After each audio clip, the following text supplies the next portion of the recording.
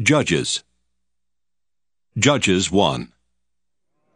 After the death of Joshua, the Israelites inquired of the Lord, "Who shall go up first for us against the Canaanites to fight against them?" The Lord said, "Judah shall go up. I hereby give the land into his hand." Judah said to his brother Simeon, "Come up with me into the territory allotted to me, that we may fight against the Canaanites. Then I too will go with you into the territory allotted to you." So Simeon went with him. Then Judah went up, and the Lord gave the Canaanites and the Perizzites into their hand, and they defeated 10,000 of them at Bezek. They came upon Adoni-Bezek at Bezek, and fought against him, and defeated the Canaanites and the Perizzites. Adoni-Bezek fled, but they pursued him and caught him and cut off his thumbs and big toes. Adoni-Bezek said, 70 kings with their thumbs and big toes cut off used to pick up scraps under my table. As I have done, so God has paid me back. They brought him to Jerusalem, and he died there. Then the people of Judah fought against Jerusalem and took it. They put it to the sword and set the city on fire. Afterward the people of Judah went down to fight against the Canaanites who lived in the hill country, in the Negev, and in the lowland. Judah went against the Canaanites who lived in Hebron. The name of Hebron was formerly Kiriath Arba, and they defeated Sheshai and Ahiman and Talmai. From there they went against the inhabitants of Deborah. The name of Deborah was formerly Kiriath Sepher.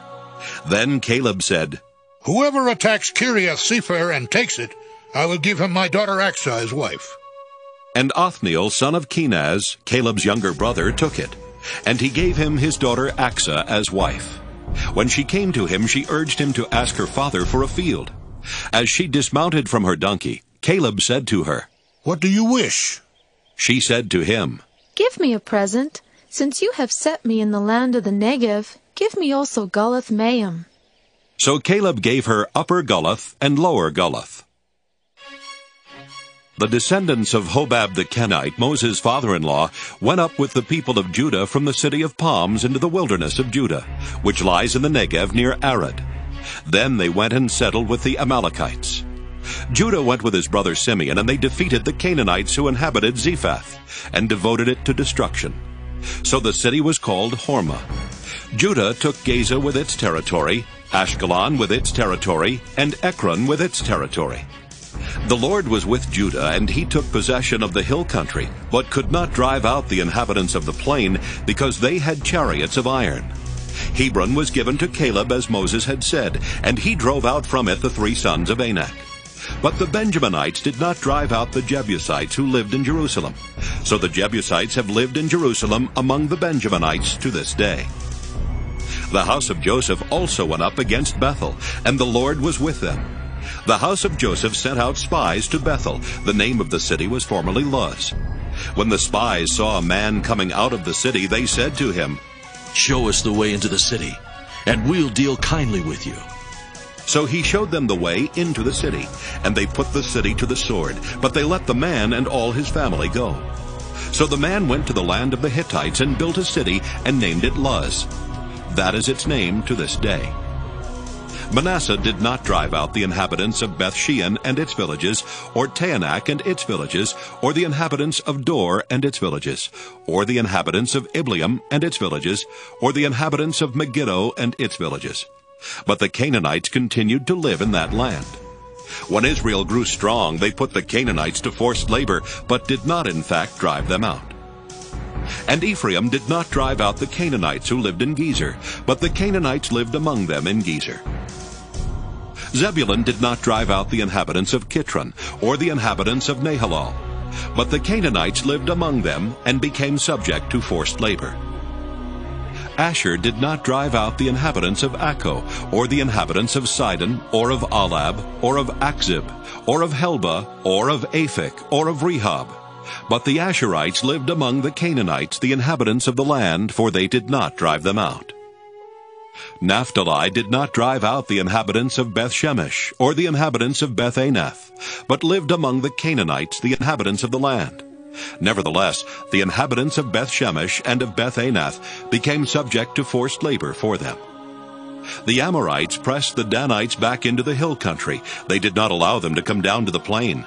The Amorites continued to live in Har-Heres in Ajalon and in Shaalbim, but the hand of the house of Joseph rested heavily on them, and they became subject to forced labor. The border of the Amorites ran from the ascent of Akrabim from Selah and upward. Judges 2. Now the angel of the Lord went up from Gilgal to Bochim and said, I brought you up from Egypt, and brought you into the land that I had promised to your ancestors. I said, I will never break my covenant with you. For your part, do not make a covenant with the inhabitants of this land. Tear down their altars. But you have not obeyed my command. See what you have done? So now I say, I will not drive them out before you, but they shall become adversaries to you, and their God shall be a snare to you. When the angel of the Lord spoke these words to all the Israelites, the people lifted up their voices and wept. So they named that place Bochim, and there they sacrificed to the Lord. When Joshua dismissed the people, the Israelites all went to their own inheritances to take possession of the land. The people worshipped the Lord all the days of Joshua and all the days of the elders who outlived Joshua, who had seen all the great work that the Lord had done for Israel. Joshua son of Nun, the servant of the Lord, died at the age of 110 years.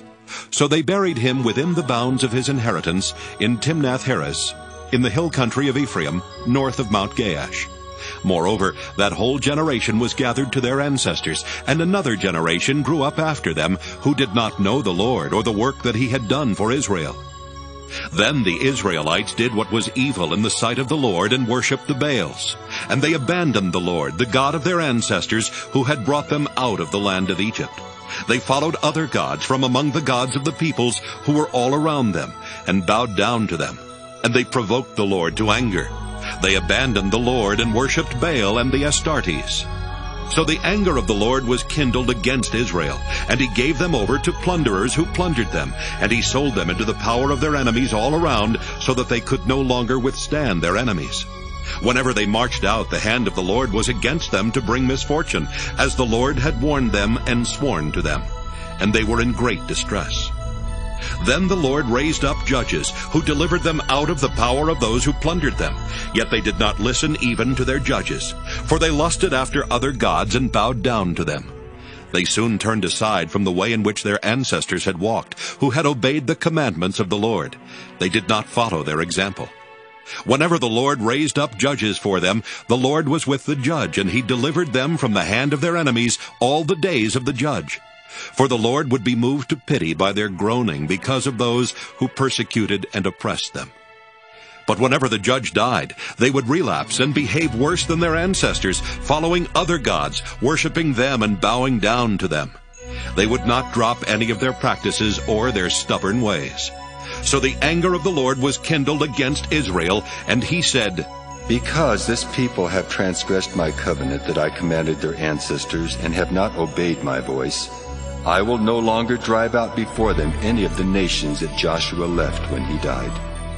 In order to test Israel, whether or not they would take care to walk in the way of the Lord as their ancestors did, the Lord had left those nations, not driving them out at once, and had not handed them over to Joshua. Judges 3. Now these are the nations that the Lord left to test all those in Israel who had no experience of any war in Canaan. It was only that successive generations of Israelites might know war, to teach those who had no experience of it before.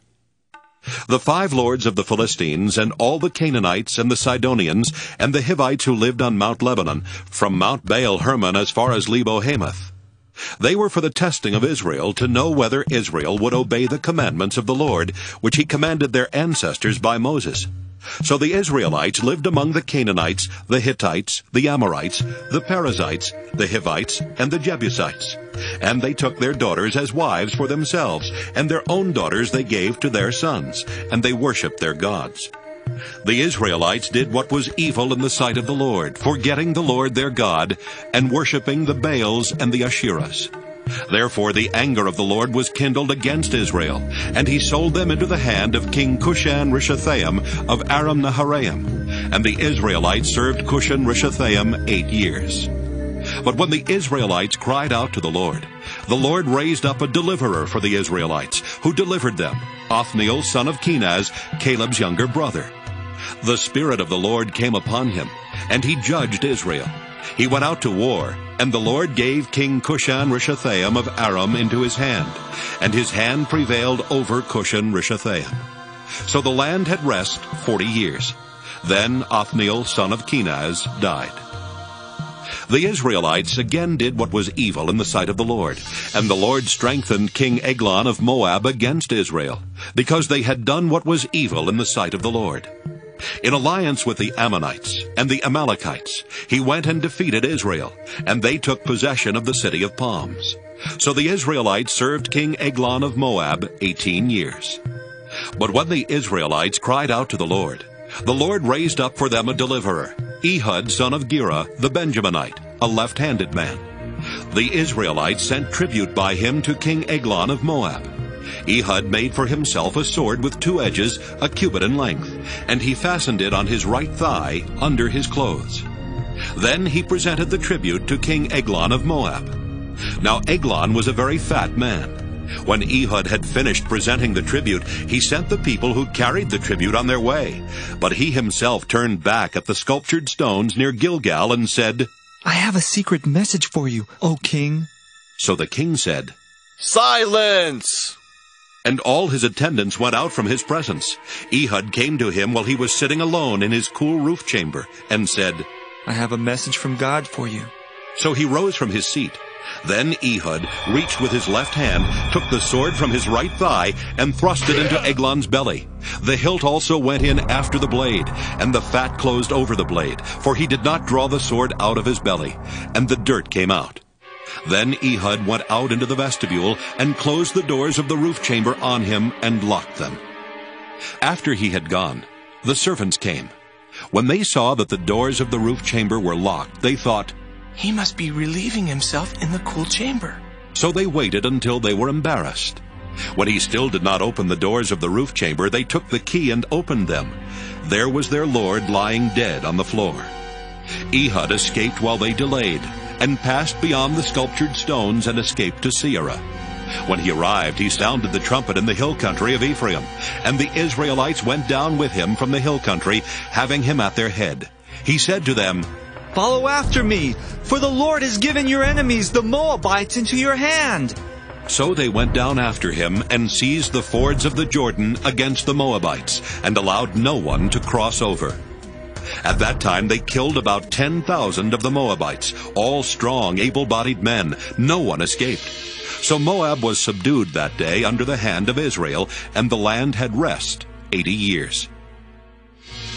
After him came Shamgar son of Anath, who killed 600 of the Philistines with an ox goad. He too delivered Israel. Judges 4. The Israelites again did what was evil in the sight of the Lord after Ehud died. So the Lord sold them into the hand of King Jabin of Canaan, who reigned in Hazor. The commander of his army was Sisera, who lived in Harosheth Hagoyim. Then the Israelites cried out to the Lord for help, for he had 900 chariots of iron, and had oppressed the Israelites cruelly 20 years. At that time Deborah, a prophetess, wife of Lapidoth, was judging Israel. She used to sit under the palm of Deborah between Ramah and Bethel in the hill country of Ephraim, and the Israelites came up to her for judgment.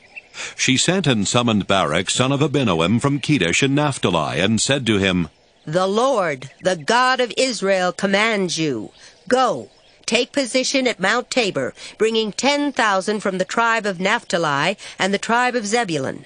I will draw out Sisera, the general of Jabin's army, to meet you by the Wadi Kishon with his chariots and his troops, and I will give him into your hand. Barak said to her, If you will go with me, I will go. But if you will not go with me, I will not go. And she said, I will surely go with you. Nevertheless, the road on which you are going will not lead to your glory, for the Lord will sell Sisera into the hand of a woman. Then Deborah got up and went with Barak to Kedesh. Barak summoned Zebulun and Naphtali to Kedesh, and 10,000 warriors went up behind him, and Deborah went up with him. Now Heber the Kenite had separated from the other Kenites, that is, the descendants of Hobab, the father-in-law of Moses, and had camped as far away as Elon Bezaananim, which is near Kedesh. When Sisera was told that Barak, son of Abinoam, had gone up to Mount Tabor, Sisera called out all his chariots, 900 chariots of iron, and all the troops who were with him from Harosheth Hagoyim to the Wadi Kishon. Then Deborah said to Barak, Up! For this is the day on which the Lord has given Sisera into your hand. The Lord is indeed going out before you. So Barak went down from Mount Tabor, with 10,000 warriors following him. And the Lord threw Sisera and all his chariots and all his army into a panic before Barak. Sisera got down from his chariot and fled away on foot, while Barak pursued the chariots and the army to Harosheth Hagoyim. All the army of Sisera fell by the sword. No one was left. Now Sisera had fled away on foot to the tent of Jael, wife of Heber the Kenite. For there was peace between King Jabin of Hazor and the clan of Heber the Kenite. Jael came out to meet Sisera and said to him, Turn aside, my lord. Turn aside to me. Have no fear. So he turned aside to her into the tent, and she covered him with a rug. Then he said to her, Please, give me a little water to drink, for I am thirsty. So she opened a skin of milk and gave him a drink and covered him. He said to her, Stand at the entrance of the tent, and if anybody comes and asks you, Is anyone here? Say no. But Jael, wife of Heber, took a tent peg and took a hammer in her hand and went softly to him and drove the peg into his temple until it went down into the ground. He was lying fast asleep from weariness, and he died. Then as Barak came in pursuit of Sisera, Jael went out to meet him and said to him, Come, and I will show you the man whom you are seeking. So he went into her tent, and there was Sisera lying dead with the tent peg in his temple. So on that day God subdued King Jabin of Canaan before the Israelites. Then the hand of the Israelites bore harder and harder on King Jabin of Canaan until they destroyed King Jabin of Canaan. Judges 5. Then Deborah and Barak son of Abinoam sang on that day, saying, When locks are long in Israel, when the people offer themselves willingly, bless the Lord.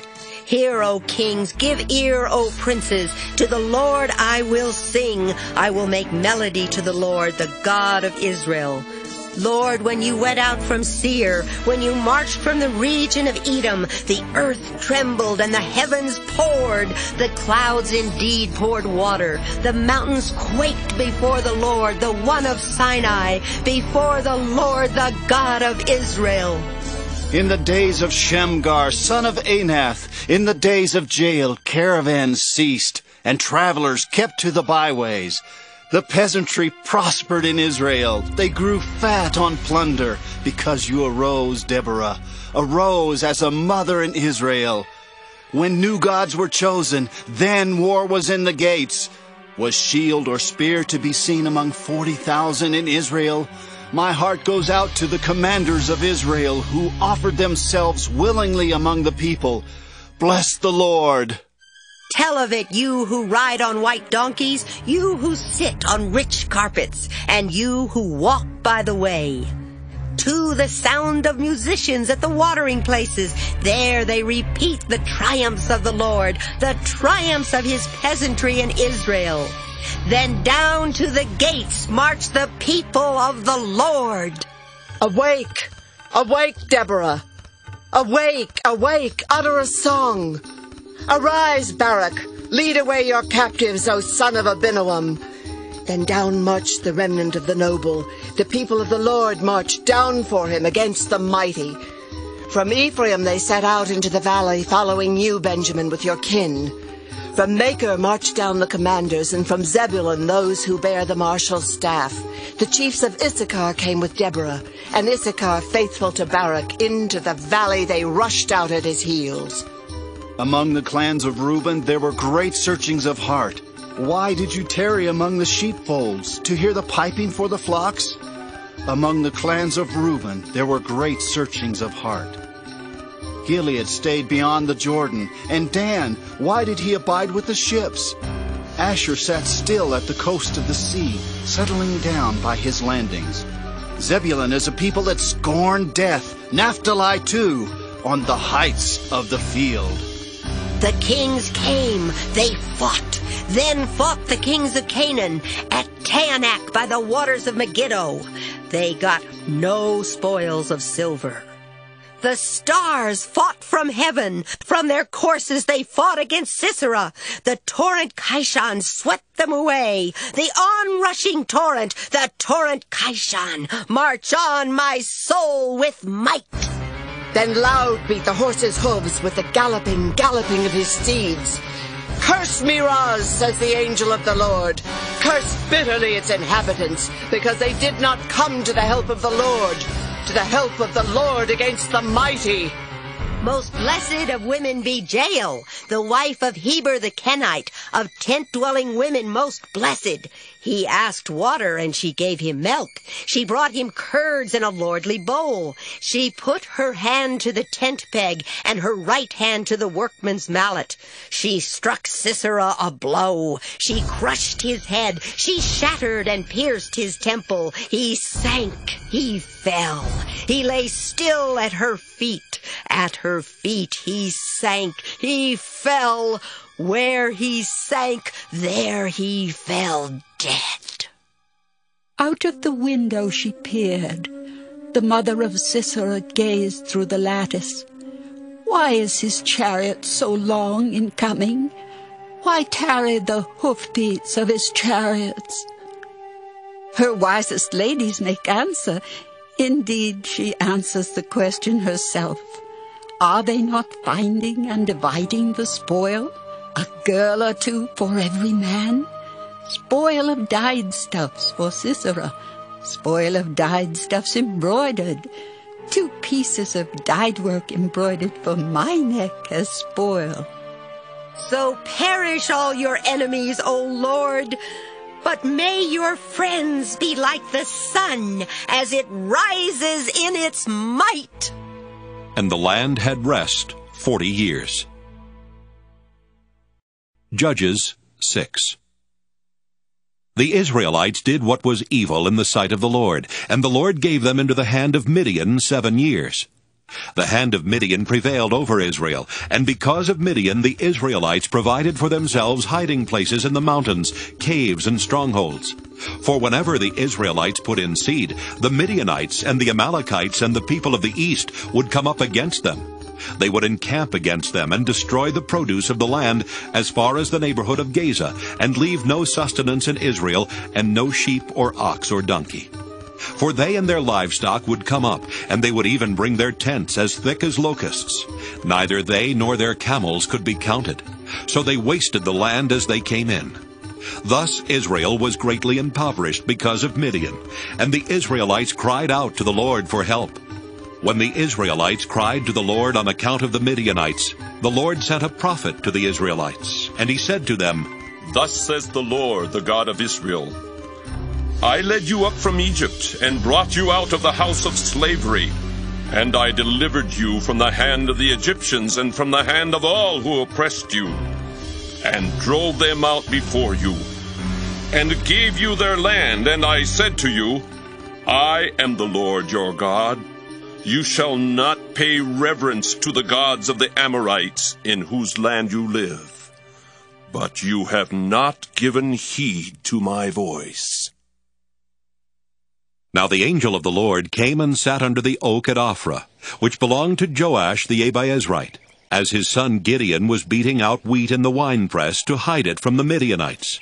The angel of the Lord appeared to him and said to him, The Lord is with you, you mighty warrior. Gideon answered him, But sir, if the Lord is with us, why then has all this happened to us? And where are all his wonderful deeds that our ancestors recounted to us, saying, Did not the Lord bring us up from Egypt? But now the Lord has cast us off and given us into the hand of Midian. Then the Lord turned to him and said, Go in this might of yours, and deliver Israel from the hand of Midian. I hereby commission you. He responded, But sir, how can I deliver Israel? My clan is the weakest in Manasseh, and I am the least in my family. The Lord said to him, But I will be with you, and you shall strike down the Midianites, every one of them. Then he said to him, If now I have found favor with you, then show me a sign that it is you who speak with me. Do not depart from here until I come to you and bring out my present and set it before you. And he said, I will stay until you return. So Gideon went into his house and prepared a kid and unleavened cakes from an ephah of flour. The meat he put in a basket, and the broth he put in a pot, and brought them to him under the oak and presented them. The angel of God said to him, Take the meat and the unleavened cakes, and put them on this rock, and pour out the broth. And he did so. Then the angel of the Lord reached out the tip of the staff that was in his hand, and touched the meat and the unleavened cakes. And fire sprang up from the rock and consumed the meat and the unleavened cakes. And the angel of the Lord vanished from his sight. Then Gideon perceived that it was the angel of the Lord. And Gideon said, Help me, Lord God, for I have seen the angel of the Lord face to face. But the Lord said to him, Peace be to you. Do not fear. You shall not die. Then Gideon built an altar there to the Lord and called it, The Lord is Peace. To this day it still stands at Ophrah, which belongs to the Abiezrites. That night the Lord said to him, Take your father's bull, the second bull 7 years old, and pull down the altar of Baal that belongs to your father, and cut down the sacred pole that is beside it, and build an altar to the Lord your God on the top of the stronghold here in proper order. Then take the second bull and offer it as a burnt offering with the wood of the sacred pole that you shall cut down. So Gideon took 10 of his servants and did as the Lord had told him.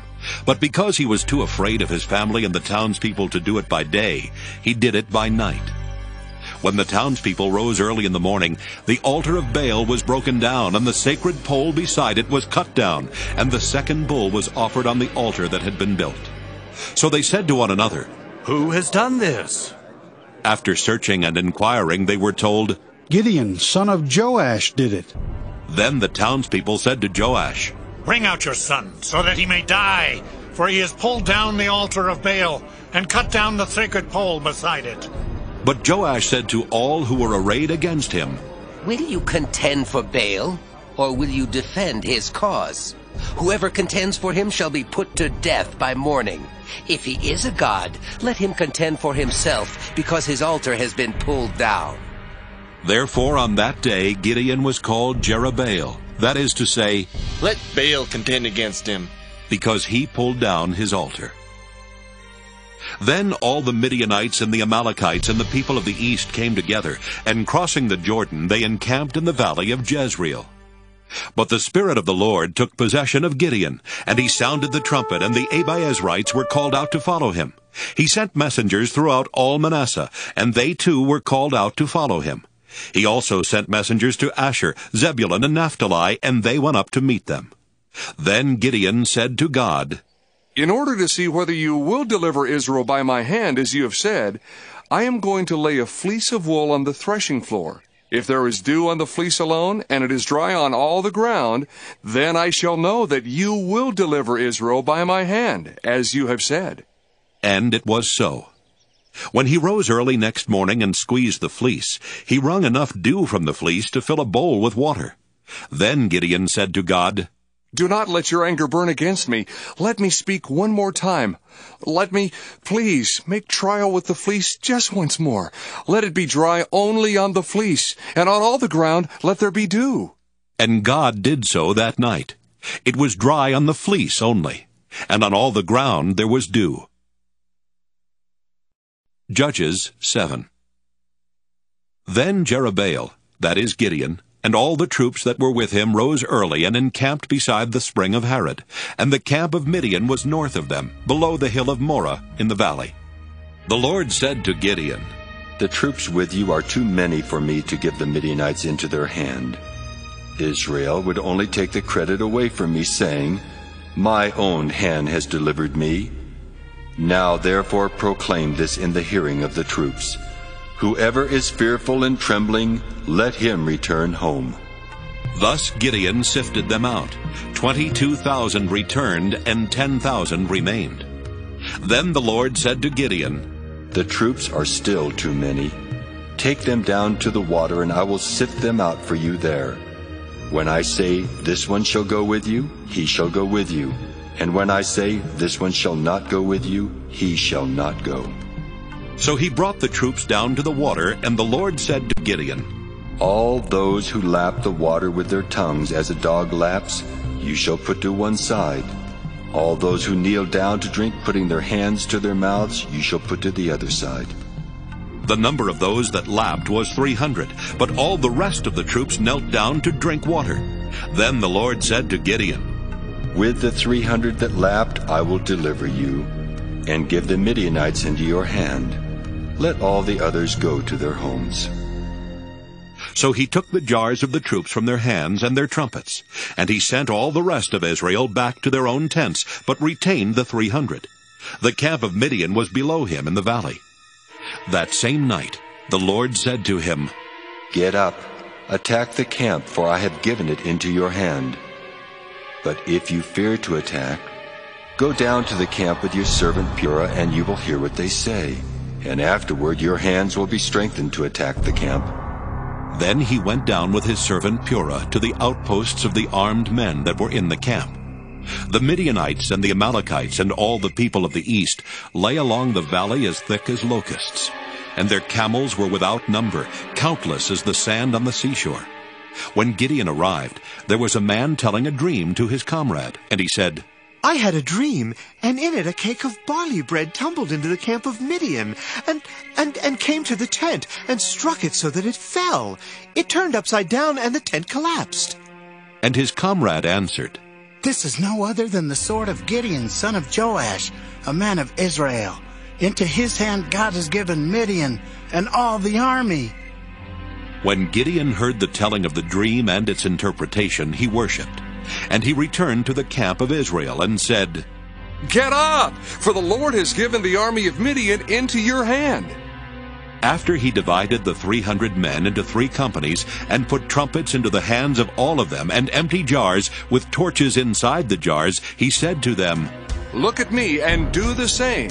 When I come to the outskirts of the camp, do as I do. When I blow the trumpet, I and all who are with me, then you also blow the trumpets around the whole camp and shout, for the Lord and for Gideon. So Gideon and the 100 who were with him came to the outskirts of the camp at the beginning of the middle watch, when they had just set the watch. And they blew the trumpets and smashed the jars that were in their hands. So the 3 companies blew the trumpets and broke the jars, holding in their left hands the torches, and in their right hands the trumpets to blow. And they cried, A sword for the Lord and for Gideon! Every man stood in his place all around the camp, and all the men in camp ran. They cried out and fled. When they blew the 300 trumpets, the Lord set every man's sword against his fellow and against all the army. And the army fled as far as Bethshittah toward Zererah, as far as the border of Abel-Meholah by the Tapputh. And the men of Israel were called out from Naphtali and from Asher and from all Manasseh, and they pursued after the Midianites. Then Gideon sent messengers throughout all the hill country of Ephraim, saying, Come down against the Midianites and seize the waters against them, as far as Beth-barah, and also the Jordan. So all the men of Ephraim were called out, and they seized the waters as far as Beth-barah and also the Jordan. They captured the 2 captains of Midian, Oreb and Zeeb. They killed Oreb at the rock of Oreb, and Zeeb they killed at the winepress of Zeeb, as they pursued the Midianites. They brought the heads of Oreb and Zeeb to Gideon beyond the Jordan. Judges 8. Then the Ephraimites said to him, What have you done to us, not to call us when you went to fight against the Midianites? And they upbraided him violently. So he said to them, What have I done now in comparison with you? Is not the gleaning of the grapes of Ephraim better than the vintage of Abiezer? God has given into your hands the captains of Midian, Oreb and Zeeb. What have I been able to do in comparison with you? When he said this, their anger against him subsided. Then Gideon came to the Jordan and crossed over, he and the 300 who were with him, exhausted and famished.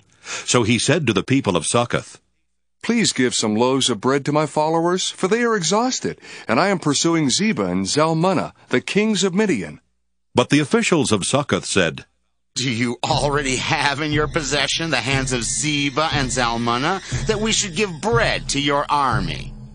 Gideon replied, Well then, when the Lord has given Zebah and Zalmunna into my hand, I will trample your flesh on the thorns of the wilderness and on briars.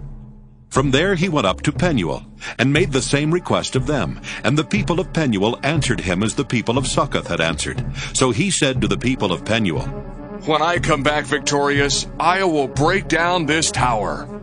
Now Zebah and Zalmunna were in Karkor with their army, about 15,000 men, all who were left of all the army of the people of the east. For 120,000 men bearing arms had fallen. So Gideon went up by the caravan route east of Nobah and Jogbehah, and attacked the army, for the army was off its guard. Zebah and Zalmunna fled, and he pursued them, and took the 2 kings of Midian, Zebah and Zalmunna, and threw all the army into a panic. When Gideon, son of Joash, returned from the battle by the ascent of Heres, he caught a young man, one of the people of Succoth, and questioned him. And he listed for him the officials and elders of Succoth, 77 people. Then he came to the people of Succoth and said, Here are Zebah and Zalmunna, about whom you taunted me, saying, Do you already have in your possession the hands of Zebah and Zalmunna, that we should give bread to your troops who are exhausted? So he took the elders of the city, and he took thorns of the wilderness and briars, and with them he trampled the people of Succoth. He also broke down the tower of Penuel and killed the men of the city. Then he said to Zebah and Zalmunna, What about the men whom you killed at Tabor? They answered, As you are, so were they, every one of them. They resembled the sons of a king.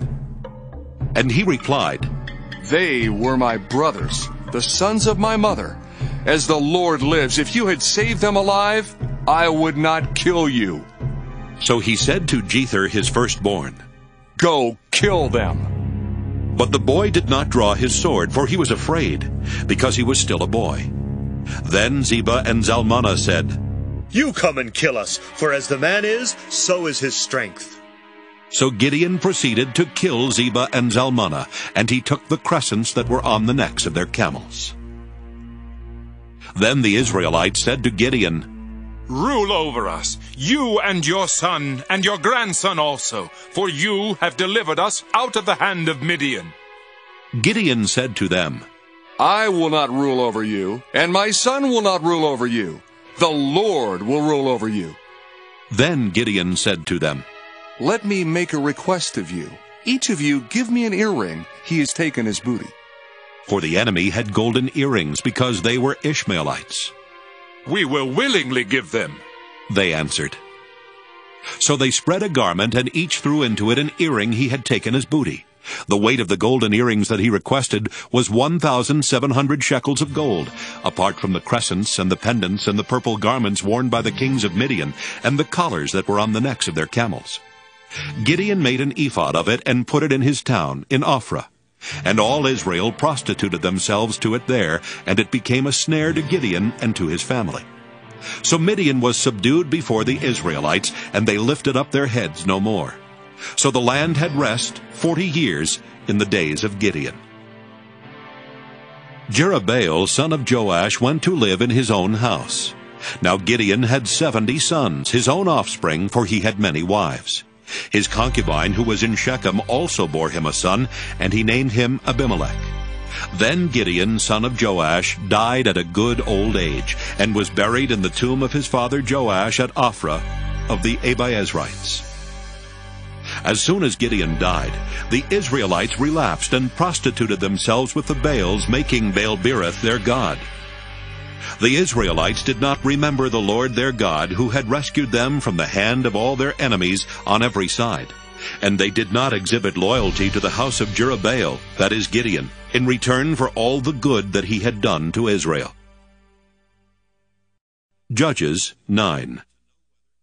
Now Abimelech, son of Jerubbaal, went to Shechem to his mother's kinsfolk, and said to them and to the whole clan of his mother's family, Say in the hearing of all the lords of Shechem, which is better for you, that all 70 of the sons of Jerubbaal rule over you, or that one rule over you?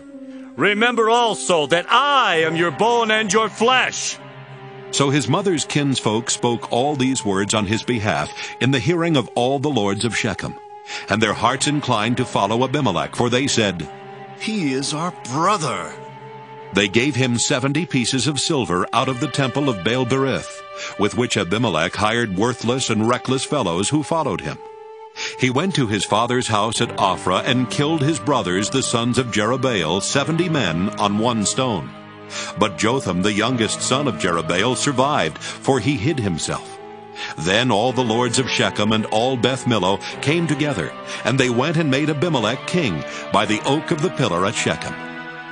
When it was told to Jotham, he went and stood on the top of Mount Gerizim and cried aloud and said to them, "Listen to me, you lords of Shechem, so that God may listen to you. The trees once went out to anoint a king over themselves. So they said to the olive tree, 'Reign over us.' The olive tree answered them, 'Shall I stop producing my rich oil, by which gods and mortals are honored, and go to sway over the trees?' Then the tree said to the fig tree, 'You come and reign over us.' But the fig tree answered them, 'Shall I stop producing my sweetness and my delicious fruit, and go to sway over the trees?' Then the tree said to the vine, 'You come and reign over us.' But the vine said to them, 'Shall I stop producing my wine that cheers gods and mortals, and go to sway over the trees?' So all the trees said to the bramble, 'You come and reign over us.' And the bramble said to the trees, 'If in good faith you are anointing me king over you, then come and take refuge in my shade. But if not, let fire come out of the bramble and devour the cedars of Lebanon.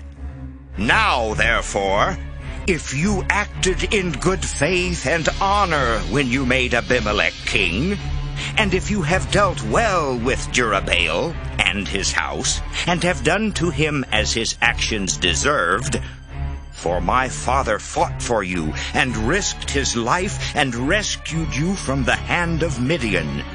But you have risen up against my father's house this day, and have killed his sons, 70 men on one stone, and have made Abimelech, the son of his slave woman, king over the lords of Shechem, because he is your kinsman. If I say you have acted in good faith and honor with Jerubbaal, and with his house this day, then rejoice in Abimelech, and let him also rejoice in you. But if not, let fire come out from Abimelech and devour the lords of Shechem and Beth Millo, and let fire come out from the lords of Shechem and from Beth Millo and devour Abimelech.' Then Jotham ran away and fled, going to Beer, where he remained for fear of his brother Abimelech. Abimelech ruled over Israel 3 years.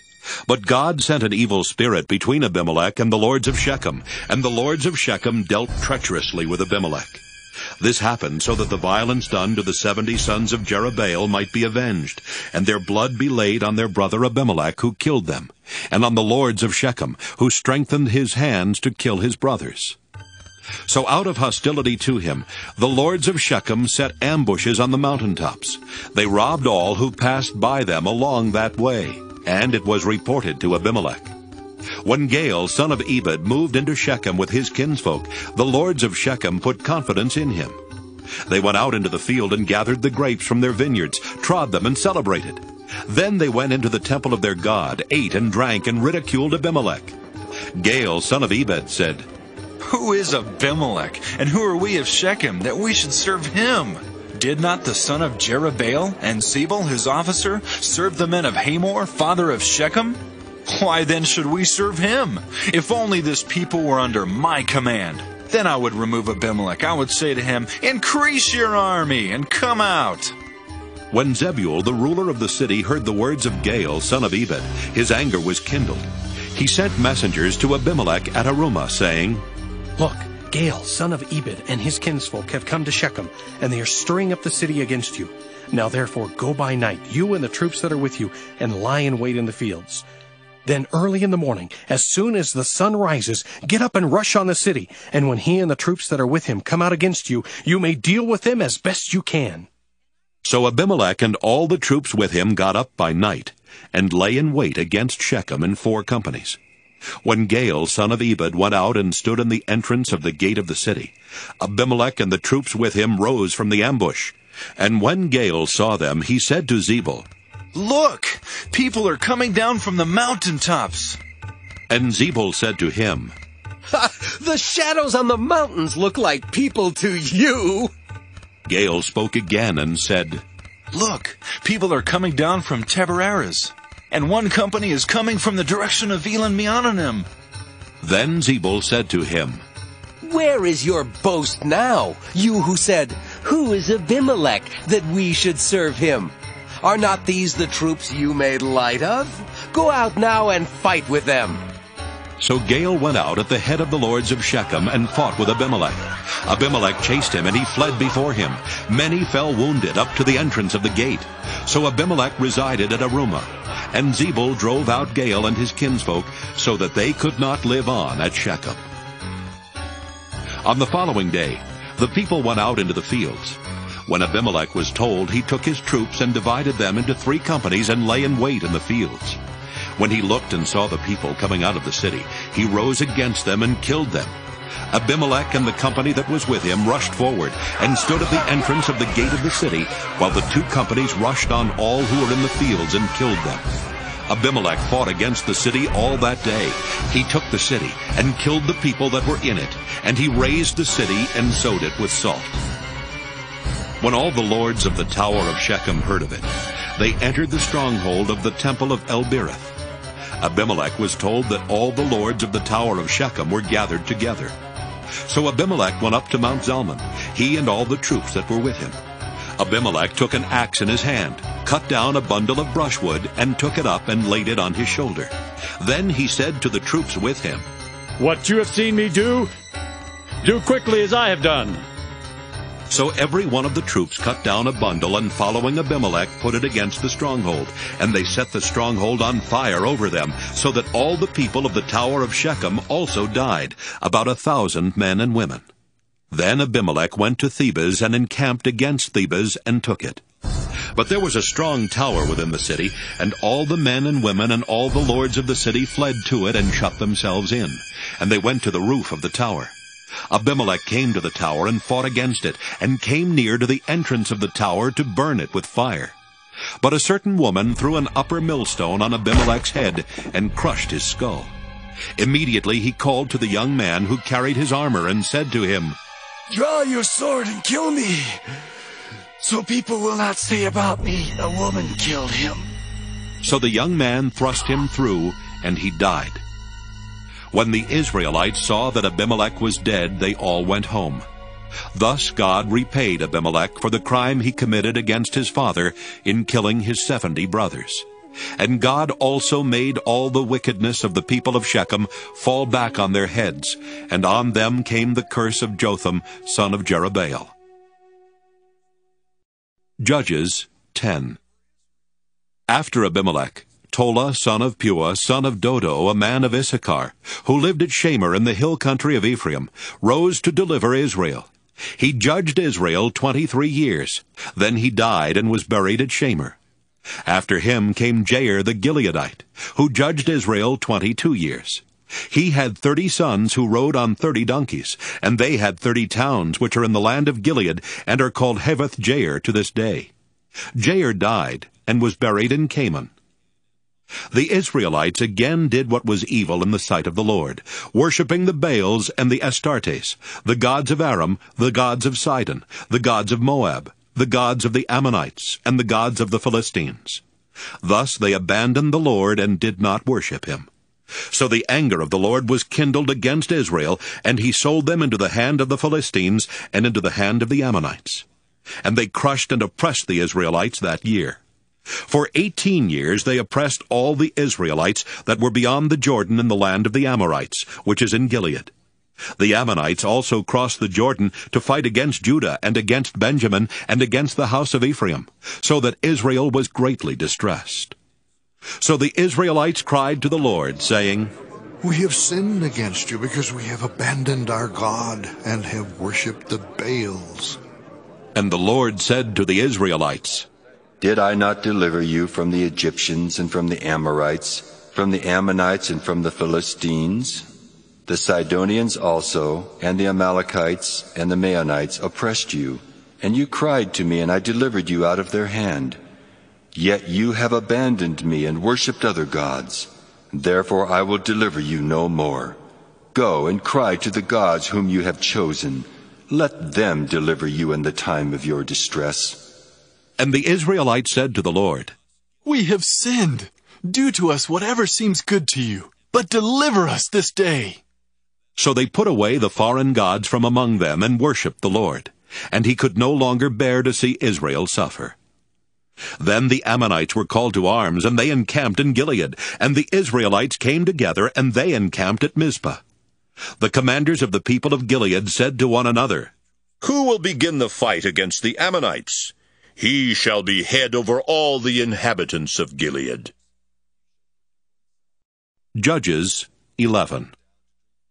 Now Jephthah the Gileadite, the son of a prostitute, was a mighty warrior. Gilead was the father of Jephthah. Gilead's wife also bore him sons. And when his wife's sons grew up, they drove Jephthah away, saying to him, You shall not inherit anything in our father's house, for you are the son of another woman. Then Jephthah fled from his brothers and lived in the land of Tob. Outlaws collected around Jephthah and went raiding with him.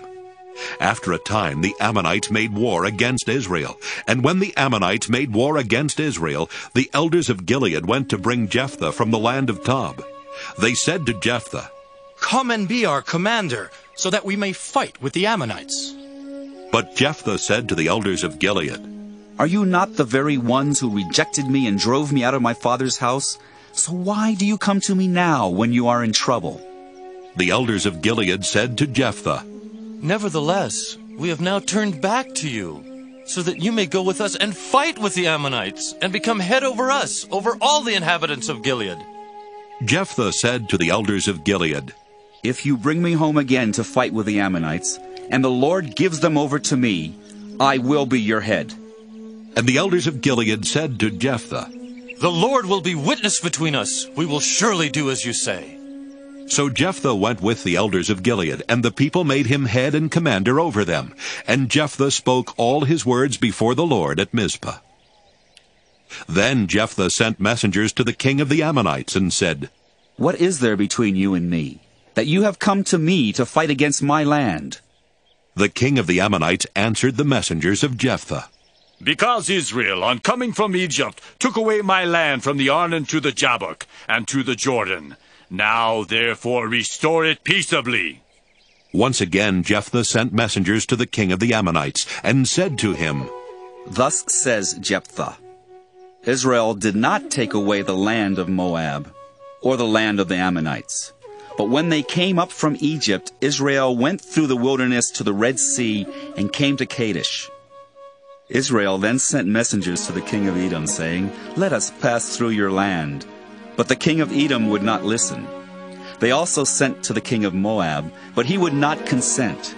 So Israel remained at Kadesh. Then they journeyed through the wilderness, went around the land of Edom and the land of Moab, arrived on the east side of the land of Moab, and camped on the other side of the Arnon. They did not enter the territory of Moab, for the Arnon was the boundary of Moab. Israel then sent messengers to King Sihon of the Amorites, king of Heshbon. And Israel said to him, Let us pass through your land to our country. But Sihon did not trust Israel to pass through his territory. So Sihon gathered all his people together and encamped at Jahaz and fought with Israel. Then the Lord, the God of Israel, gave Sihon and all his people into the hand of Israel, and they defeated them. So Israel occupied all the land of the Amorites who inhabited that country. They occupied all the territory of the Amorites, from the Arnon to the Jabbok, and from the wilderness to the Jordan. So now the Lord, the God of Israel, has conquered the Amorites for the benefit of his people Israel. Do you intend to take their place? Should you not possess what your God Chemosh gives you to possess? And should we not be the ones to possess everything that the Lord our God has conquered for our benefit? Now, are you any better than King Balak, son of Zippor of Moab? Did he ever enter into conflict with Israel, or did he ever go to war with them? While Israel lived in Heshbon and its villages, and in Aroer and its villages, and in all the towns that are along the Arnon, 300 years, why did you not recover them within that time? It is not I who have sinned against you, but you are the one who does me wrong by making war on me. Let the Lord, who is judge, decide today for the Israelites or for the Ammonites. But the king of the Ammonites did not heed the message that Jephthah sent him. Then the Spirit of the Lord came upon Jephthah, and he passed through Gilead and Manasseh. He passed on to Mizpah of Gilead, and from Mizpah of Gilead he passed on to the Ammonites. And Jephthah made a vow to the Lord and said, If you will give the Ammonites into my hand, then whoever comes out of the doors of my house to meet me when I return victorious from the Ammonites shall be the Lord's, to be offered up by me as a burnt offering. So Jephthah crossed over to the Ammonites to fight against them, and the Lord gave them into his hand. He inflicted a massive defeat on them from Aroer to the neighborhood of Minnith, 20 towns, and as far as Abel-keramim. So the Ammonites were subdued before the people of Israel. Then Jephthah came to his home at Mizpah, and there was his daughter coming out to meet him with timbrels and with dancing. She was his only child. He had no son or daughter except her. When he saw her, he tore his clothes and said, Alas, my daughter, you have brought me very low. You have become the cause of great trouble to me. For I have opened my mouth to the Lord, and I cannot take back my vow.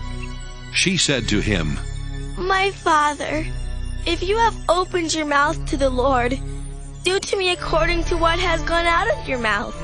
Now that the Lord has given you vengeance against your enemies, the Ammonites.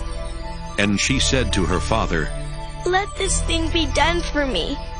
Grant me 2 months, so that I may go and wander on the mountains, and bewail my virginity, my companions and I. Go, he said, and sent her away for 2 months. So she departed, she and her companions, and bewailed her virginity on the mountains.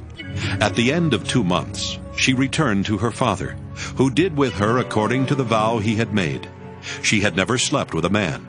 So there arose an Israelite custom that for 4 days every year the daughters of Israel would go out to lament the daughter of Jephthah the Gileadite.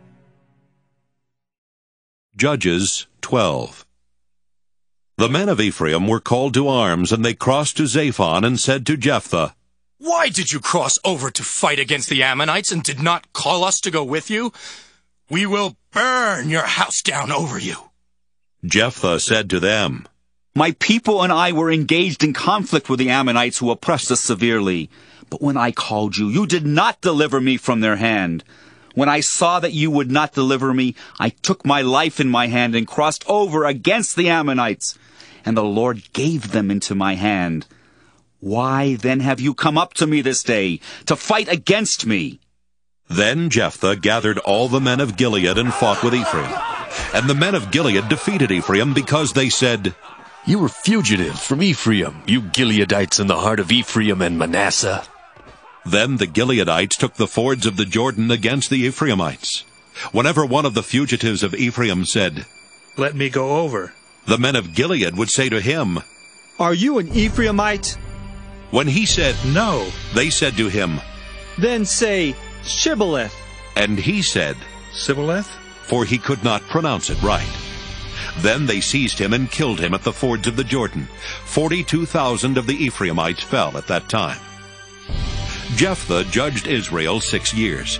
Then Jephthah the Gileadite died and was buried in his town in Gilead. After him, Ibzan of Bethlehem judged Israel. He had 30 sons. He gave his 30 daughters in marriage outside his clan and brought in 30 young women from outside for his sons. He judged Israel 7 years. Then Ibzan died and was buried at Bethlehem.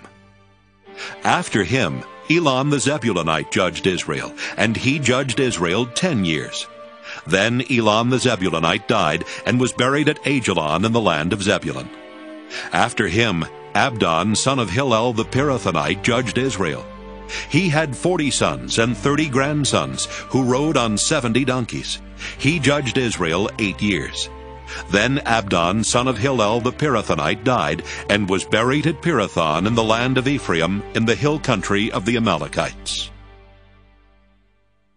Judges 13. The Israelites again did what was evil in the sight of the Lord, and the Lord gave them into the hand of the Philistines 40 years. There was a certain man of Zorah, of the tribe of the Danites, whose name was Manoah. His wife was barren, having borne no children.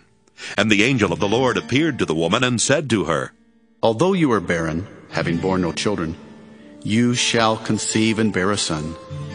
Now be careful not to drink wine or strong drink, or to eat anything unclean, for you shall conceive and bear a son. No razor is to come on his head, for the boy shall be a Nazirite to God from birth. It is he who shall begin to deliver Israel from the hand of the Philistines.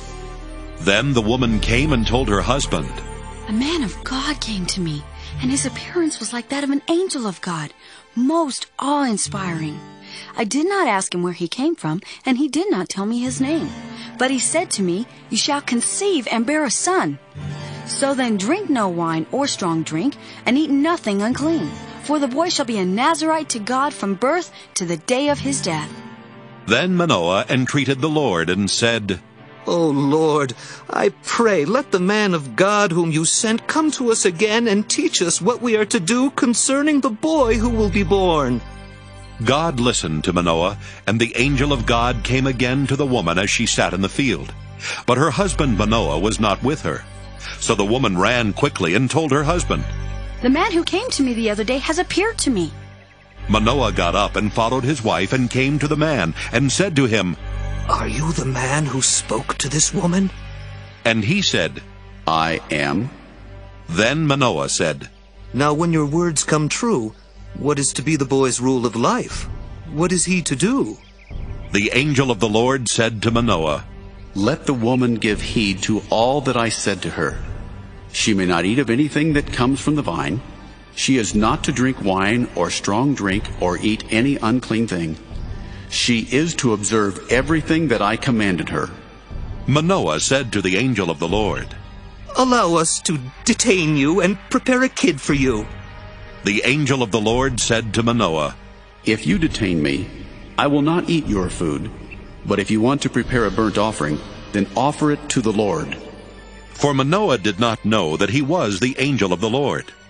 Then Manoah said to the angel of the Lord, What is your name, so that we may honor you when your words come true? But the angel of the Lord said to him, Why do you ask my name? It is too wonderful. So Manoah took the kid with the grain offering and offered it on the rock to the Lord, to him who works wonders. When the flame went up toward heaven from the altar, the angel of the Lord ascended in the flame of the altar, while Manoah and his wife looked on, and they fell on their faces to the ground. The angel of the Lord did not appear again to Manoah and his wife. Then Manoah realized that it was the angel of the Lord, and Manoah said to his wife, We shall surely die, for we have seen God. But his wife said to him, If the Lord had meant to kill us, he would not have accepted a burnt offering and a grain offering at our hands, or shown us all these things, or now announced to us such things as these. The woman bore a son and named him Samson. The boy grew, and the Lord blessed him. The Spirit of the Lord began to stir him in Mahanadan, between Zorah and Eshtaol. Judges 14. Once Samson went down to Timnah, and at Timnah he saw a Philistine woman. Then he came up and told his father and mother, I saw a Philistine woman at Timnah. Now get her for me as my wife. But his father and mother said to him, Is there not a woman among your kin, or among all our people, that you must go to take a wife from the uncircumcised Philistines? But Samson said to his father, Get her for me, because she pleases me. His father and mother did not know that this was from the Lord, for he was seeking a pretext to act against the Philistines. At that time the Philistines had dominion over Israel. Then Samson went down with his father and mother to Timnah. When he came to the vineyards of Timnah, suddenly a young lion roared at him. The Spirit of the Lord rushed on him, and he tore the lion apart bare-handed as one might tear apart a kid. But he did not tell his father or his mother what he had done. Then he went down and talked with the woman, and she pleased Samson. After a while he returned to marry her, and he turned aside to see the carcass of the lion, and there was a swarm of bees in the body of the lion, and honey. He scraped it out into his hands, and went on, eating as he went. When he came to his father and mother, he gave some to them, and they ate it.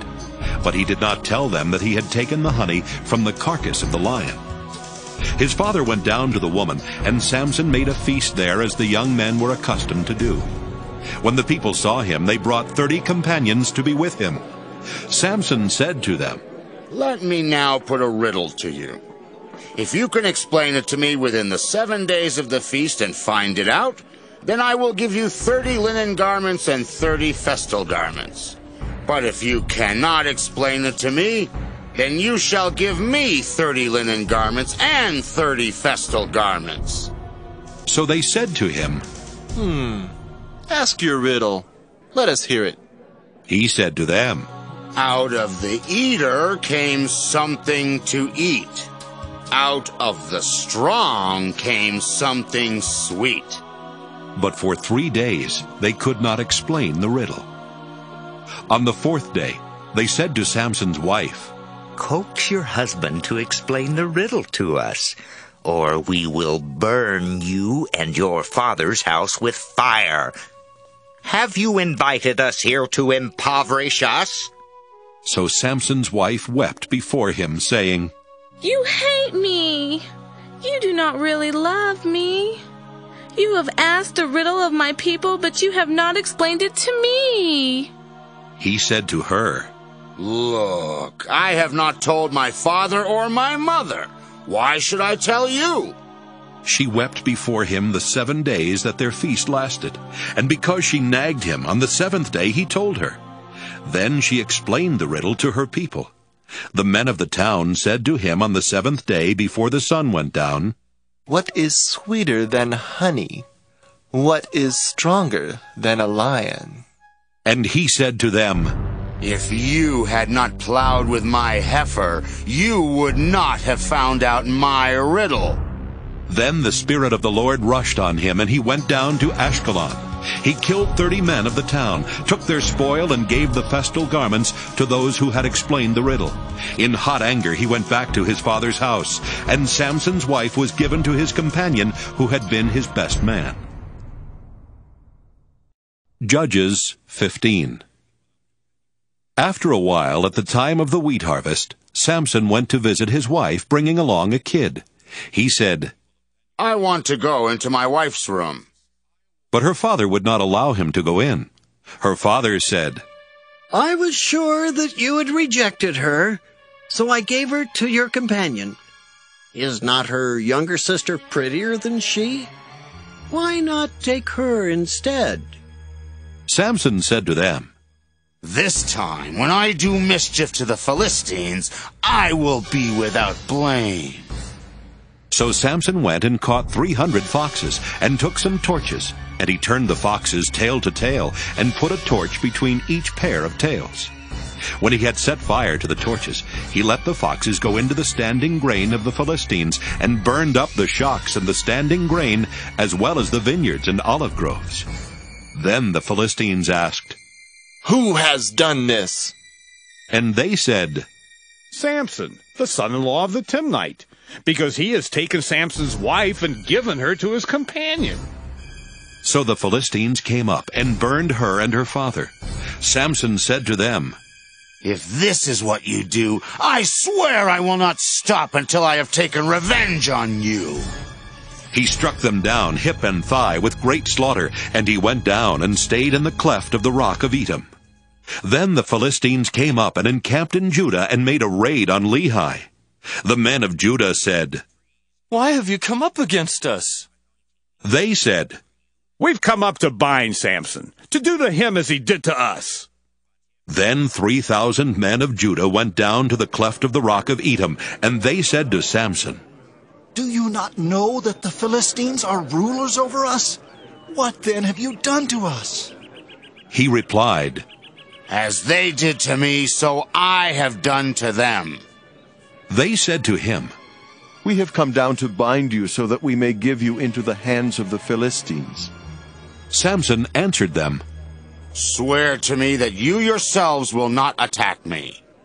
They said to him, No, we will only bind you and give you into their hands. We will not kill you. So they bound him with 2 new ropes and brought him up from the rock.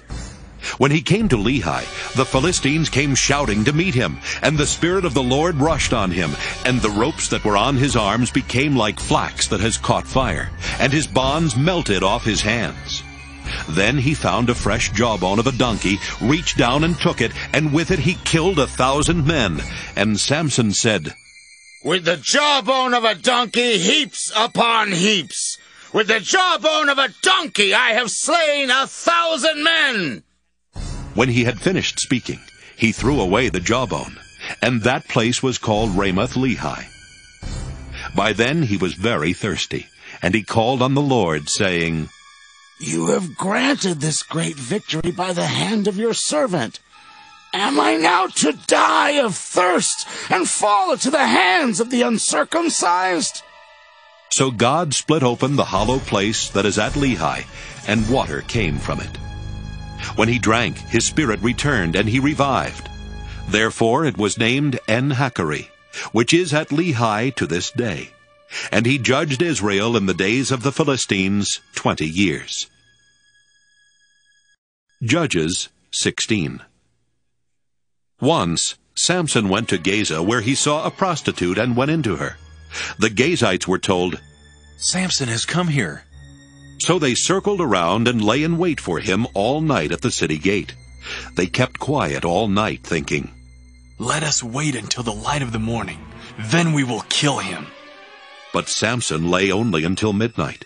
Then at midnight he rose up, took hold of the doors of the city gate and the 2 posts, pulled them up, bar and all, put them on his shoulders, and carried them to the top of the hill that is in front of Hebron. After this he fell in love with a woman in the valley of Sorek, whose name was Delilah.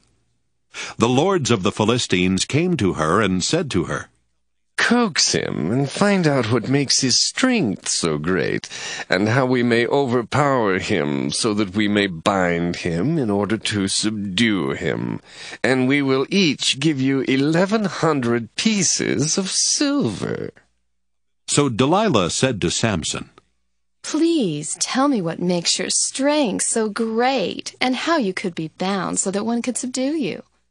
Samson said to her, If they bind me with 7 fresh bowstrings that are not dried out, then I shall become weak and be like anyone else.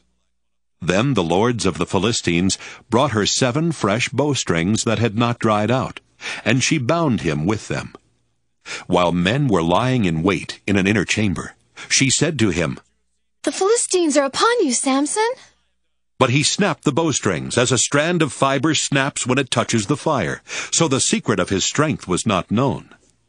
Then Delilah said to Samson, You've mocked me and told me lies. Please tell me how you could be bound. He said to her, If they bind me with new ropes that have not been used, then I shall become weak and be like anyone else. So Delilah took new ropes and bound him with them, and said to him, The Philistines are upon you, Samson. The men lying in wait were in an inner chamber, but he snapped the ropes off his arms like a thread. Then Delilah said to Samson, Until now you have mocked me and told me lies. Tell me how you could be bound. He said to her, If you weave the 7 locks of my head with the web and make it tight with the pin, then I shall become weak and be like anyone else. So while he slept, Delilah took the 7 locks of his head and wove them into the web, and made them tight with the pin. Then she said to him, The Philistines are upon you, Samson. But he awoke from his sleep and pulled away the pin, the loom, and the web. Then she said to him, "How can you say I love you when your heart is not with me? You've mocked me 3 times now and have not told me what makes your strength so great." Finally, after she had nagged him with her words day after day and pestered him, he was tired to death. So he told her his whole secret and said to her, "A razor has never come upon my head, for I have been a Nazirite to God from my mother's womb. If my head were shaved, then my strength would leave me. I would become weak and be like anyone else." When Delilah realized that he had told her his whole secret, she sent and called the lords of the Philistines, saying, "This time come up, for he's told his whole secret to me." Then the lords of the Philistines came up to her and brought the money in their hands. She let him fall asleep on her lap, and she called a man and had him shave off the 7 locks of his head. He began to weaken, and his strength left him. Then she said, "The Philistines are upon you, Samson." When he awoke from his sleep, he thought, "I will go out, as at other times, and shake myself free." But he did not know that the Lord had left him. So the Philistines seized him and gouged out his eyes. They brought him down to Gaza and bound him with bronze shackles, and he ground at the mill in the prison. But the hair of his head began to grow again after it had been shaved. Now the lords of the Philistines gathered to offer a great sacrifice to their god Dagon, and to rejoice, for they said, "Our God has given Samson, our enemy, into our hand." When the people saw him, they praised their God, for they said, "Our God has given our enemy into our hand, the ravager of our country, who has killed many of us." And when their hearts were merry, they said, "Call Samson and let him entertain us." So they called Samson out of the prison, and he performed for them. They made him stand between the pillars, and Samson said to the attendant who held him by the hand, "Let me feel the pillars on which the house rests, so that I may lean against them." Now the house was full of men and women. All the lords of the Philistines were there, and on the roof there were about 3,000 men and women who looked on while Samson performed. Then Samson called to the Lord and said, "Lord God, remember me, and strengthen me only this once, O God, so that with this one act of revenge I may pay back the Philistines for my 2 eyes." And Samson grasped the 2 middle pillars on which the house rested, and he leaned his weight against them, his right hand on the one and his left hand on the other. Then Samson said, "Let me die with the Philistines!" He strained with all his might, and the house fell on the lords and all the people who were in it. So those he killed at his death were more than those he had killed during his life. Then his brothers and all his family came down and took him, and brought him up and buried him between Zorah and Eshtaol in the tomb of his father Manoah. He had judged Israel 20 years. Judges 17. There was a man in the hill country of Ephraim whose name was Micah. He said to his mother, "The 1,100 pieces of silver that were taken from you, about which you uttered a curse and even spoke it in my hearing, that silver is in my possession. I took it, but now I will return it to you."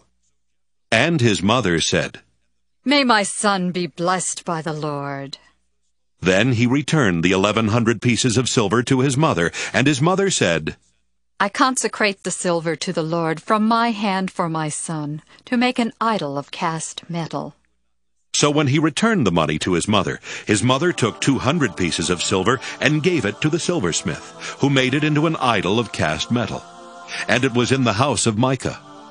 This man Micah had a shrine, and he made an ephod and teraphim, and installed one of his sons who became his priest. In those days there was no king in Israel. All the people did what was right in their own eyes. Now there was a young man of Bethlehem in Judah, of the clan of Judah. He was a Levite residing there. This man left the town of Bethlehem in Judah to live wherever he could find a place. He came to the house of Micah in the hill country of Ephraim to carry on his work. Micah said to him, "From where do you come?" He replied, "I am a Levite of Bethlehem in Judah, and I am going to live wherever I can find a place." Then Micah said to him, "Stay with me, and be to me a father and a priest, and I will give you 10 pieces of silver a year, a set of clothes, and your living." The Levite agreed to stay with the man, and the young man became to him like one of his sons. So Micah installed the Levite, and the young man became his priest, and was in the house of Micah. Then Micah said, "Now I know that the Lord will prosper me, because the Levite has become my priest." Judges 18. In those days there was no king in Israel, and in those days the tribe of the Danites was seeking for itself a territory to live in. For until then no territory among the tribes of Israel had been allotted to them.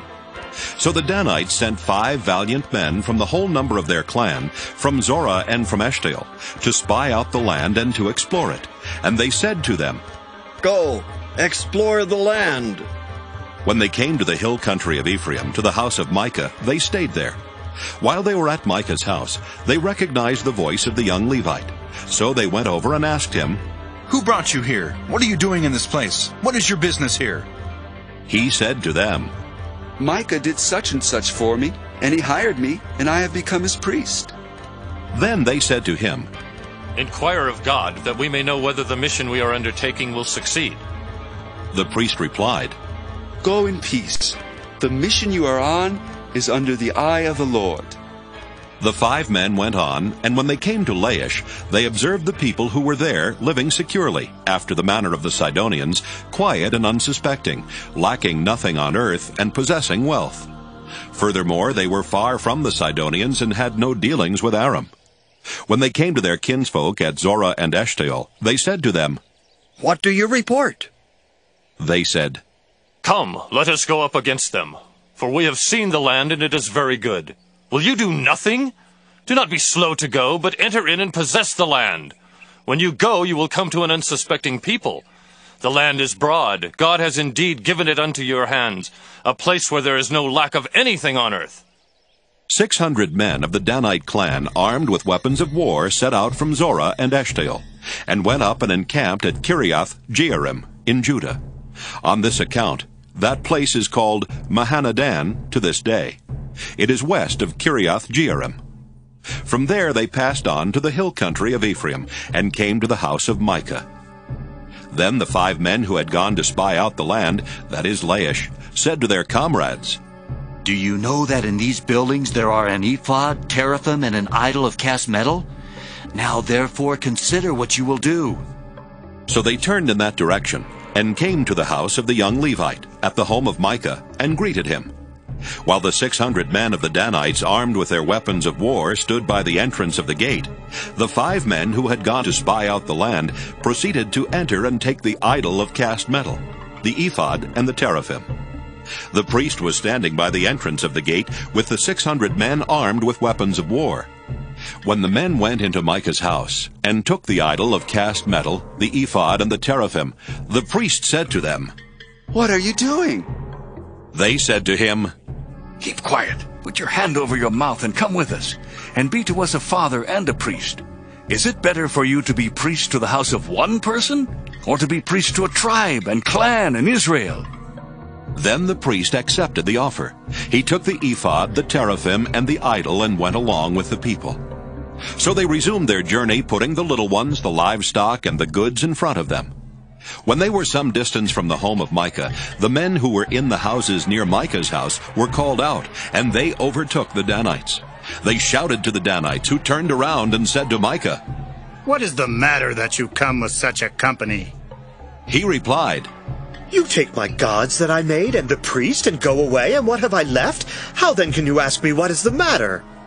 And the Danites said to him, "You had better not let your voice be heard among us, or else hot-tempered fellows will attack you, and you will lose your life and the lives of your household." Then the Danites went their way. When Micah saw that they were too strong for him, he turned and went back to his home. The Danites, having taken what Micah had made, and the priest who belonged to him, came to Laish, to a people quiet and unsuspecting, put them to the sword, and burned down the city.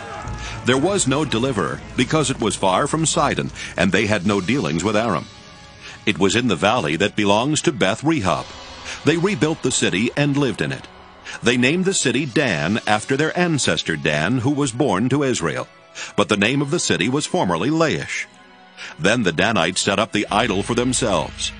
Jonathan, son of Gershom, son of Moses, and his sons were priests to the tribe of the Danites until the time the land went into captivity.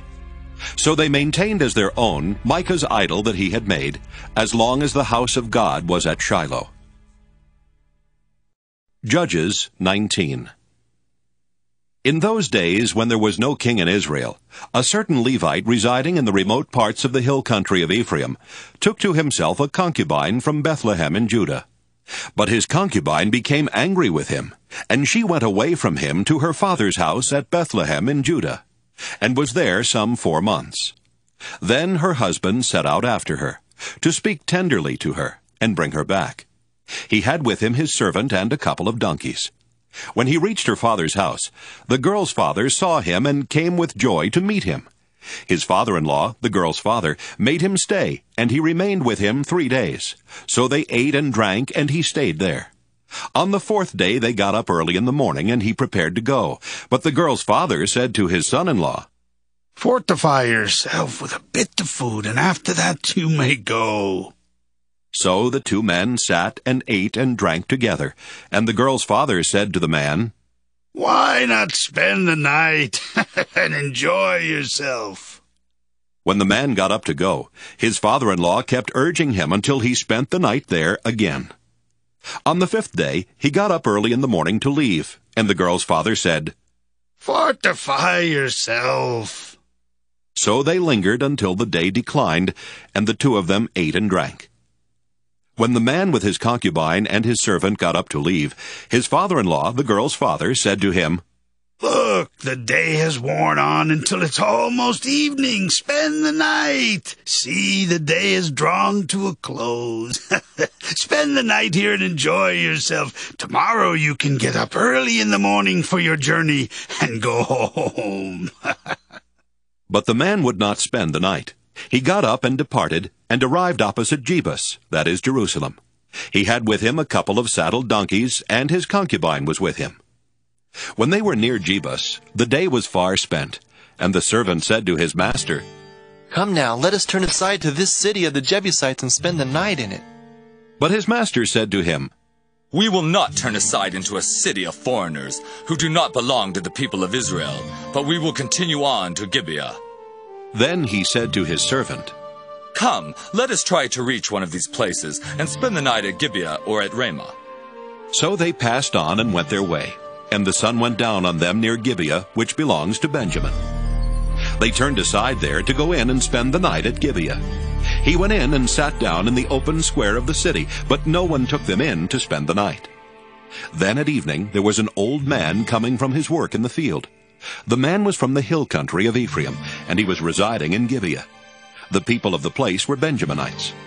When the old man looked up and saw the wayfarer in the open square of the city, he said, "Where are you going, and where do you come from?" He answered him, "We are passing from Bethlehem in Judah to the remote parts of the hill country of Ephraim, from which I come. I went to Bethlehem in Judah, and I am going to my home. Nobody has offered to take me in. We, your servants, have straw and fodder for our donkeys, with bread and wine for me and the woman and the young man along with us. We need nothing more." The old man said, "Peace be to you. I will care for all your wants, only do not spend the night in the square." So he brought him into his house and fed the donkeys. They washed their feet and ate and drank. While they were enjoying themselves, the men of the city, a perverse lot, surrounded the house and started pounding on the door. They said to the old man, the master of the house, "Bring out the man who came into your house, so that we may have intercourse with him." And the man, the master of the house, went out to them and said to them, "No, my brothers, do not act so wickedly. Since this man is my guest, do not do this vile thing. Here are my virgin daughter and his concubine. Let me bring them out now. Ravish them and do whatever you want to them, but against this man, do not do such a vile thing." But the men would not listen to him. So the man seized his concubine and put her out to them. They wantonly raped her and abused her all through the night until the morning. And as the dawn began to break, they let her go.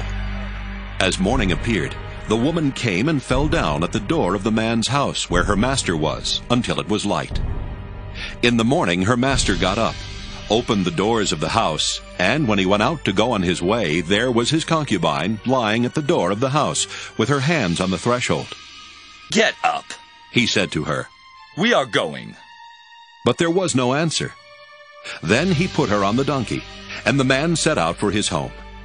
When he had entered his house, he took a knife, and grasping his concubine, he cut her into 12 pieces, limb by limb, and sent her throughout all the territory of Israel. Then he commanded the men whom he sent, saying, "Thus shall you say to all the Israelites, has such a thing ever happened since the day that the Israelites came up from the land of Egypt until this day? Consider it, take counsel, and speak out." Judges 20. Then all the Israelites came out, from Dan to Beersheba, including the land of Gilead, and the congregation assembled in one body before the Lord at Mizpah. The chiefs of all the people, of all the tribes of Israel, presented themselves in the assembly of the people of God, 400,000 foot soldiers bearing arms. Now the Benjaminites heard that the people of Israel had gone up to Mizpah. And the Israelites said, "Tell us, how did this criminal act come about?" The Levite, the husband of the woman who was murdered, answered, "I came to Gibeah that belongs to Benjamin, I and my concubine, to spend the night. The lords of Gibeah rose up against me and surrounded the house at night. They intended to kill me, and they raped my concubine until she died. Then I took my concubine and cut her into pieces and sent her throughout the whole extent of Israel's territory, for they have committed a vile outrage in Israel. So now, you Israelites, all of you, give your advice and counsel here." All the people got up as one, saying, "We will not any of us go to our tents, nor will any of us return to our houses. But now this is what we will do to Gibeah.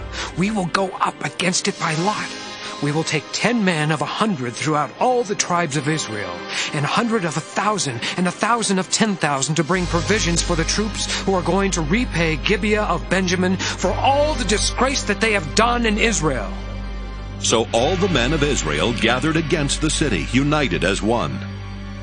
The tribes of Israel sent men through all the tribe of Benjamin, saying, "What crime is this that has been committed among you? Now then, hand over those scoundrels in Gibeah, so that we may put them to death and purge the evil from Israel."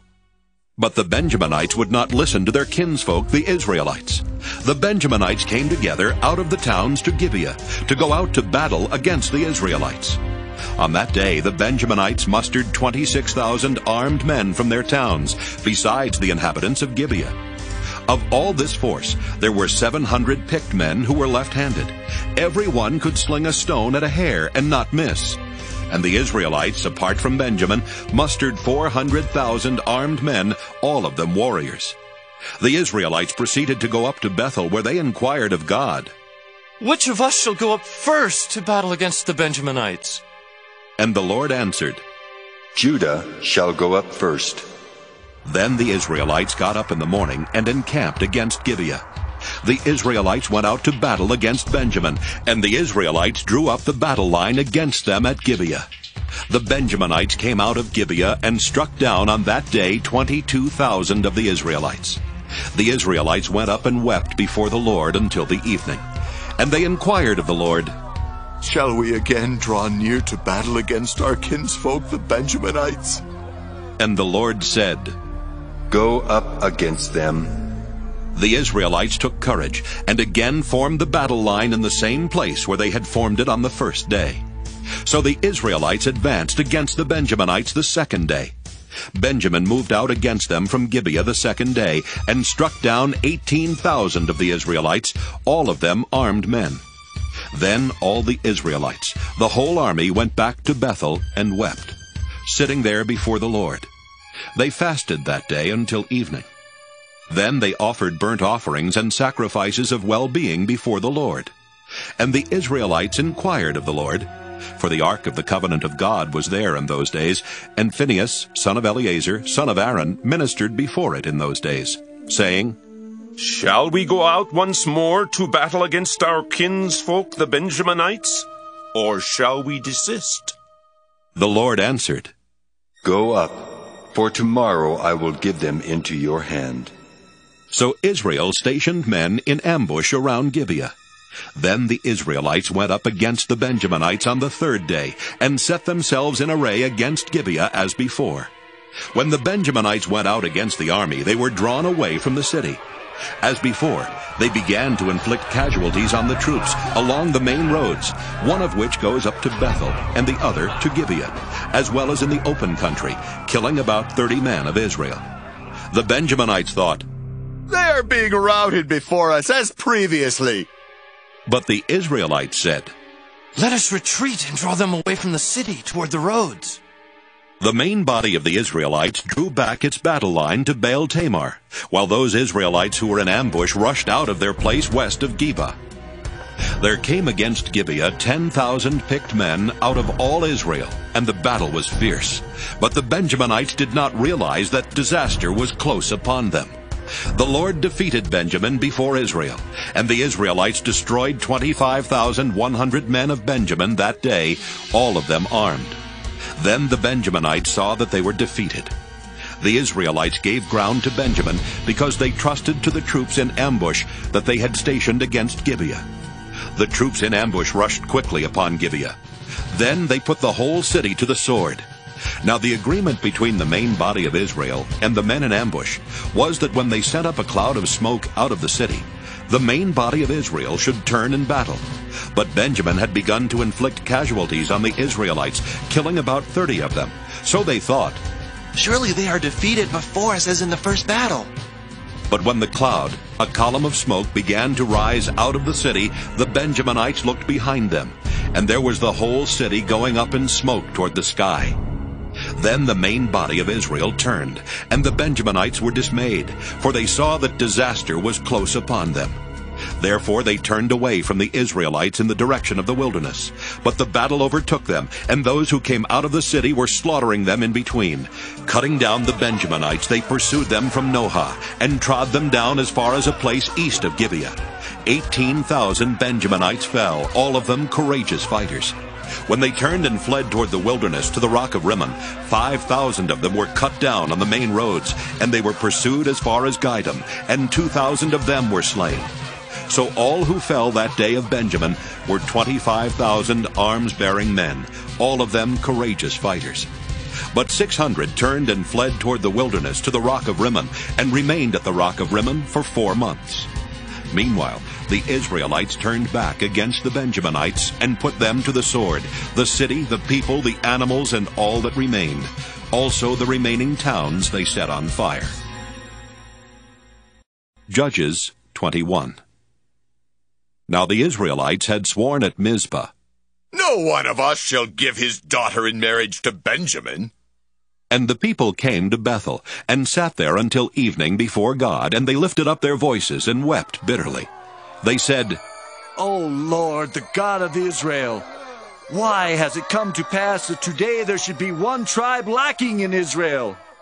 On the next day, the people got up early and built an altar there, and offered burnt offerings and sacrifices of well-being.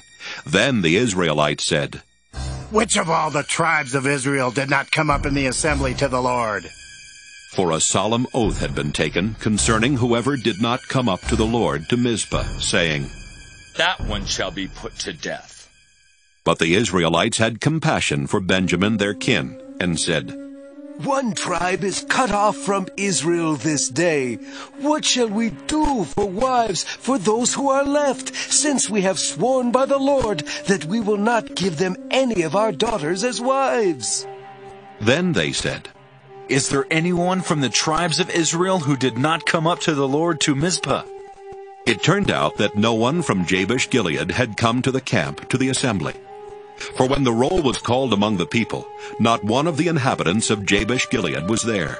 So the congregation sent 12,000 soldiers there and commanded them, Go, put the inhabitants of Jabesh Gilead to the sword, including the women and the little ones. This is what you shall do. Every male and every woman that is lain with a male you shall devote to destruction. And they found among the inhabitants of Jabesh Gilead 400 young virgins who had never slept with a man, and brought them to the camp at Shiloh, which is in the land of Canaan. Then the whole congregation sent word to the Benjaminites who were at the rock of Rimmon, and proclaimed peace to them. Benjamin returned at that time, and they gave them the women whom they had saved alive of the women of Jabesh Gilead. But they did not suffice for them. The people had compassion on Benjamin because the Lord had made a breach in the tribes of Israel. So the elders of the congregation said, What shall we do for wives for those who are left, since there are no women left in Benjamin? And they said, There must be heirs for the survivors of Benjamin, in order that a tribe may not be blotted out from Israel. Yet we cannot give any of our daughters to them as wives. For the Israelites had sworn, Cursed be anyone who gives a wife to Benjamin. So they said, Look, the yearly festival of the Lord is taking place at Shiloh, which is north of Bethel, on the east of the highway that goes up from Bethel to Shechem, and south of Lebonah. And they instructed the Benjaminites, saying, Go and lie in wait in the vineyards, and watch. When the young women of Shiloh come out to dance in the dances, then come out of the vineyards, and each of you carry off a wife for himself from the young women of Shiloh, and go to the land of Benjamin. Then, if their fathers or their brothers come to complain to us, we will say to them, Be generous, and allow us to have them, because we did not capture in battle a wife for each man. But neither did you incur guilt by giving your daughters to them. The Benjaminites did so. They took wives for each of them from the dancers whom they abducted. Then they went and returned to their territory, and rebuilt the towns and lived in them. So the Israelites departed from there at that time by tribes and families, and they went out from there to their own territories. In those days there was no king in Israel. All the people did what was right in their own eyes.